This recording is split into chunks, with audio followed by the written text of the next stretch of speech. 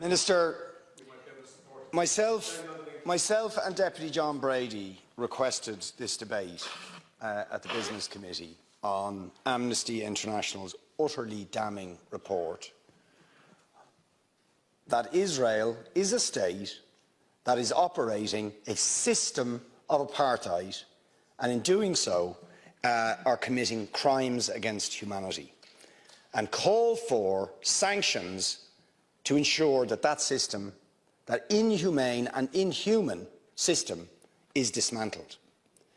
Now, we called for this debate prior to the barbaric invasion of Ukraine by Vladimir Putin. And all of us have rightly condemned the crimes against humanity that are being committed by Vladimir Putin in Ukraine. And the government has moved instantly, within 5 days, to sanction Putin's regime and take urgent action. And the strength of language that was used, rightly, against Putin as a barbarian, as a thug, as a murderer, as a warmonger, all of which are true, all of those things apply to the State of Israel in its treatment of the Palestinians, and yes, the government is concerned about its use of language and doesn't feel it is appropriate to even use the word apartheid when Amnesty International, the most respected human rights organisation in the world, and Human Rights Watch, within a very short period of time, issue these damning reports, saying that Israel, since its foundation, has been built on a system of oppression and domination and apartheid and racism, involving the murder of unarmed, innocent civilians on a regular basis,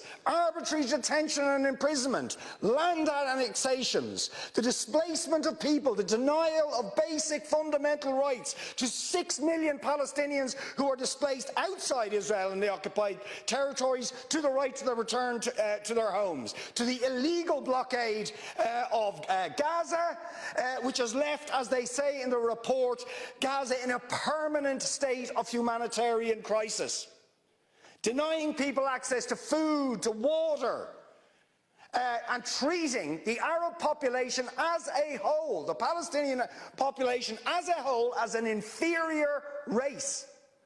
I mean, it doesn't get stronger than this. And yet you want to be careful about your language.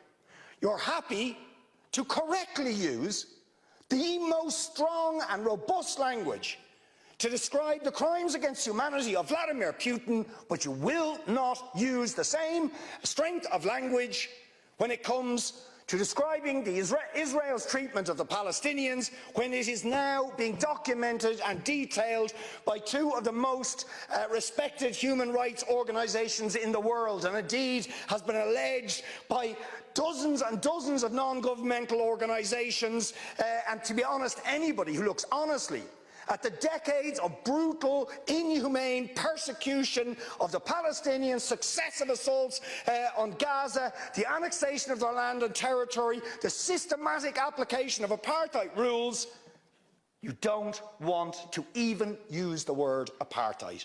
Never mind sanctions. 5 days sanctions against Putin and his thugs, 70 years of oppression by the Palestinians, and it wouldn't be, what was the word you used? It wouldn't be helpful to impose sanctions. Amnesty International are calling for Israel to be referred to the International Criminal Court for crimes against humanity. Will you support it? They are calling for targeted sanctions against Israeli officials who are perpetuating the system of apartheid, just exactly the same types of sanctions you've just initiated against Vladimir Putin. Will you support it? And I think the answer is clearly you're not going to. And then we ask the question, why? Why? Now, you see, if you're going to have moral standards, those standards have to be consistent. Otherwise, they are not standards at all. They are just cynicism.